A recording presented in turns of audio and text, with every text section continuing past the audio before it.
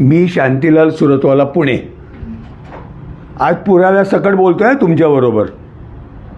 नाही, फेकाफेकी अजिबात नाही. आता गव्हर्नमेंट ऑफ इंडियाने आपल्याला जुन्या गाड्यांना नंबर प्लेट बदलायला सांगितले आणि सरकारने त्याचे दर जाहीर केले.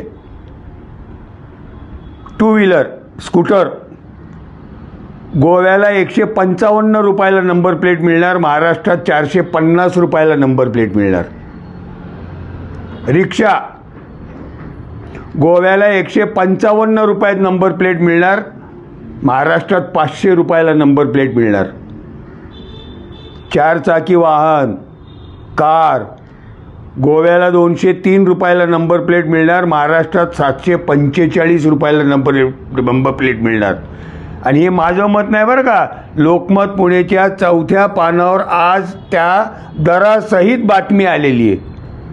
आता मला एक सांगा, गोव्याला मुख्यमंत्री भारतीय जनता पक्षाचे, महाराष्ट्रात मुख्यमंत्री भारतीय जनता पक्षाचे.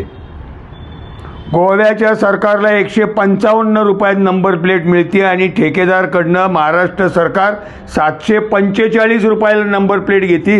वरच्या पैशाचं काय, कोण खाणार हे पैसे? गोव्याला नंबर प्लेट जो बनवून देतो त्याला टेंडर द्या ना. मी तुम्हाला गेले अनेक दिवस हात जोडून सांगतोय, महाराष्ट्र सरकार श्रीमंत असो किंवा गरीब असो, सगळ्यांची लुटालुटी करतायत, आपले पैसे लुटतायत. जरा डोळे उघडे ठेवा. माझी हात जोडून नम्र विनंती आहे, कुठलाही नेता कुठल्याही प्रयागराजला जाऊन आंघोळ करून आला म्हणून मत देऊ नका. एकनाथ शिंदे सुद्धा आंघोळ करून आले आणि इथं हे मुख्यमंत्री आणि 2 उपमुख्यमंत्री मिळून स्कूटरवाल्यांना सुद्धा लुटण्याचा प्रोग्राम बनवतात. थोडे जागे व्हा आणि याची प्रतिक्रिया मुख्यमंत्र्यांना कळवा.